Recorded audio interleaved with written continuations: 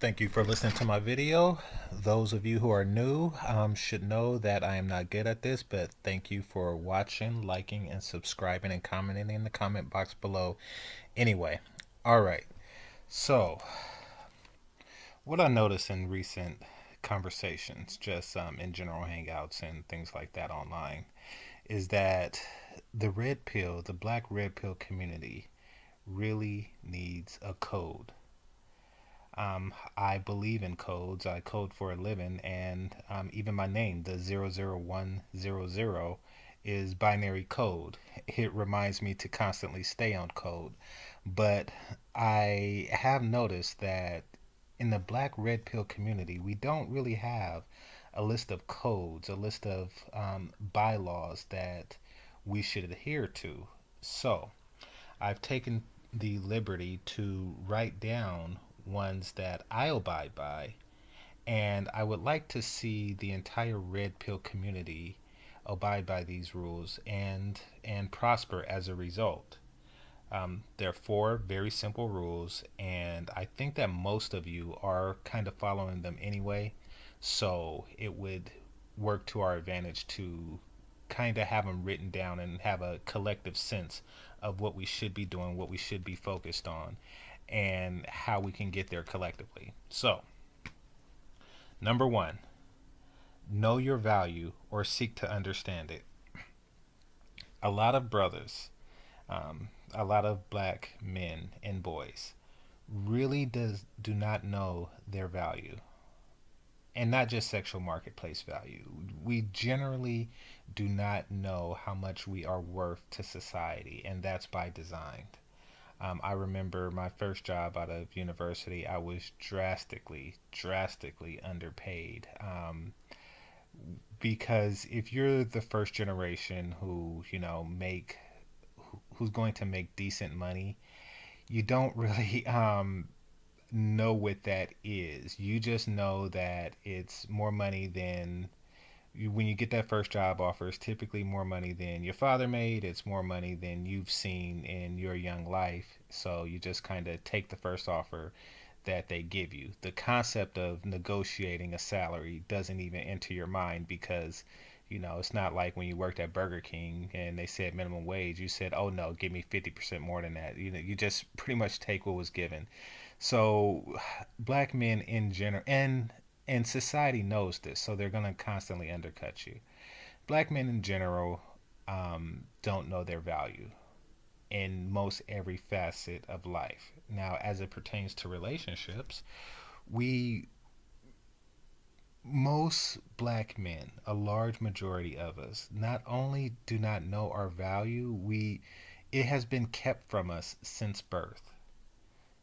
We grew up with mothers who told us that we ain't shit, and black girls rock and black girls are magic, and if you want some of their magic, you got to understand that you are. I don't even know what the fuck the opposite of magic is. I guess science, but I don't think that they would associate us with that. So, um, you know, basically, you ain't shit and they are the shit.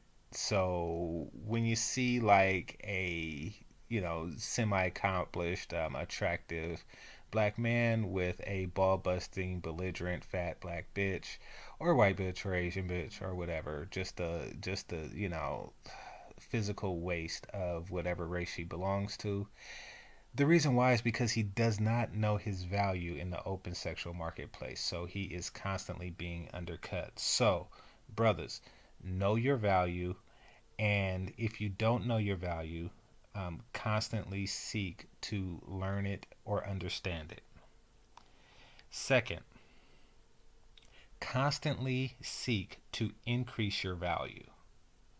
Now, once again, this is not just limited to the sexual marketplace. This extends to the world abroad. Basically, constantly look to move ahead in your career, constantly look to, of course, increase your body, your physical appearance, and um, be a better representation of what you are to society. Because you do not just represent yourself. You represent all of us. So, be the best representation and don't stop doing that. I don't care if you marry Aisha Curry's, twin sister tomorrow. Stay improving, not just for the sake of yourself, for the sake of all of us. Remember, we have an ethnic reputation as well. All right, so don't sell your number three. Don't sell yourself short. Now, this is actually kind of a byproduct of number one.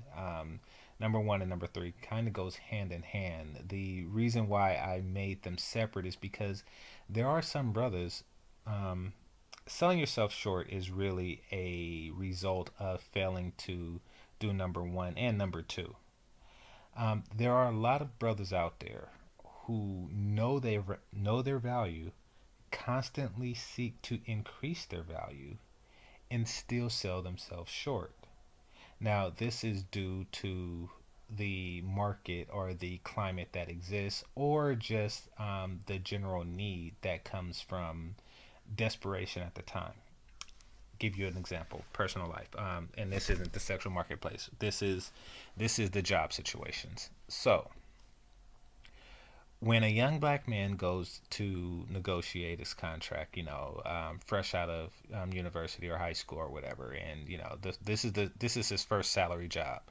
So he goes to negotiate, and what is known by the person who he is talking to, any decent, manager, or any decent bean counter on the top will know this about black men and black people in particular, and that is we have a tendency to kick our children the fuck out on their 18th birthday. We offer no support for our young people the day after they graduate, and for those who are sons of single mothers on welfare, the day after they stop getting a check for your ass.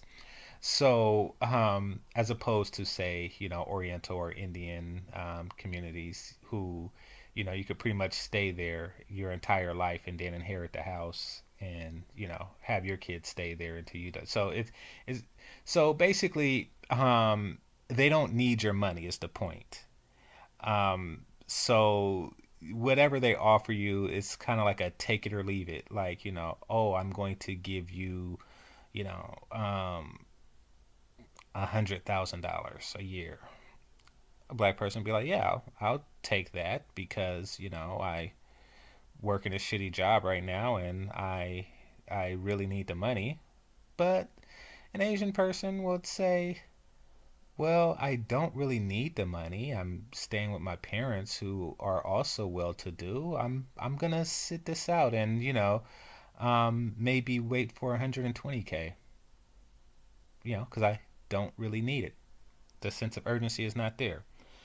So, um, a black man would know his value and still sell himself short because he has been starved out. And this is also true to the sexual marketplace. So you hear about guys who, know that they are, at least physically, and in other aspects, above a five, but they know that as a black man, a black female five, one who's considered a five by just general standards, is hard to come by.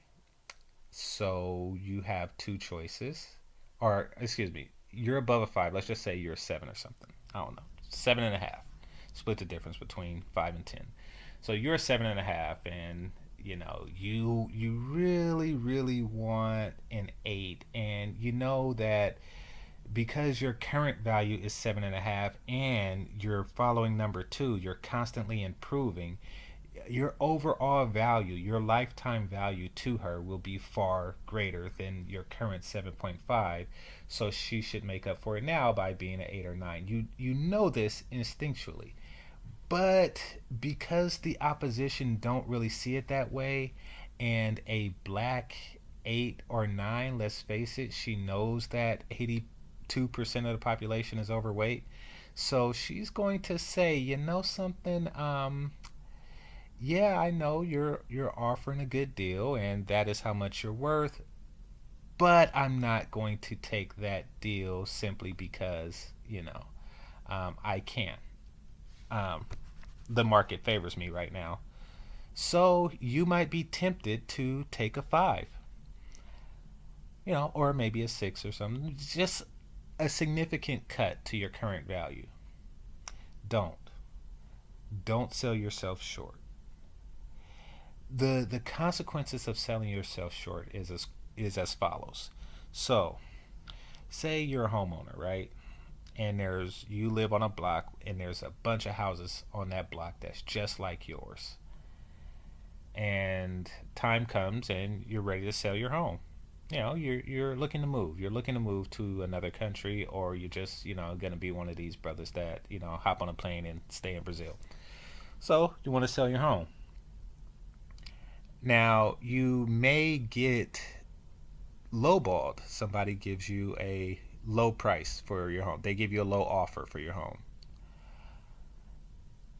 Selling your house, say you have a $200,000 home and you sell it for 150,000. Now, or the offer is for 150,000. Now you might be like, okay, cool. I'm moving to a different country. I'm moving to let's not say Brazil. Let's say Ghana. I'm moving to Ghana, and 150,000 will go a long way there. So it's a win-win, and I'm moving there now. So let's make this happen. But what you're doing is you're depreciating the value of the entire neighborhood. Once one house sells for a lower price, then it forces the price down for all the other houses, and it causes a domino effect. That's what happens when brothers sell themselves short. Now, number 4, and the most important one: unite with other on code brothers. See, this code is not just for individual gains. This is for collective gains. Yes, a lot of brothers could get by decently, I guess, if you just follow if you follow one, two, and three. Um, but really, this or you could get by without following the codes. You could just constantly sell yourself short. You know, damn, that doesn't work. Okay, in a future video, I'm going to explain why selling yourself or why not following the code works against you. I'm going to use an example of a popular movie that we like, so stay tuned for that. It's going to take some editing and cutting to do, but I have the perfect scenario and example of why following this code does work, and straying from it does not work. But this is a collective effort, just like a union. You can't have a bunch of people who don't know their value in a union, or who isn't constantly looking to increase their value. Just somebody who just looking to stay at a stagnant in a stagnant way. And you definitely cannot have somebody who sells themselves short in a union. It does not work. You're offering you're fighting for higher wages, higher I don't know, better health care, better vision, better dental, and then a group of assholes come and say, something, I want Hostess cupcakes in the break room vending machine. It's like, what the fuck? He fucks it up for everybody. He's like that little fucking hunchback on 300. It's like, get the fuck out of here. You're in the way. You cannot be a part of the brotherhood. But those who are on code, unite with them. We have a solid purpose, and that purpose is to increase the general perception of black men and increase the total value of black men in life and in the sexual market. So we're coming on 15 minutes. I'm going to stop it right here, and I'm going to have a follow-up video that basically explains why the code work and how it works. So, brothers, stay on code. This is Game Changer 00100. Peace.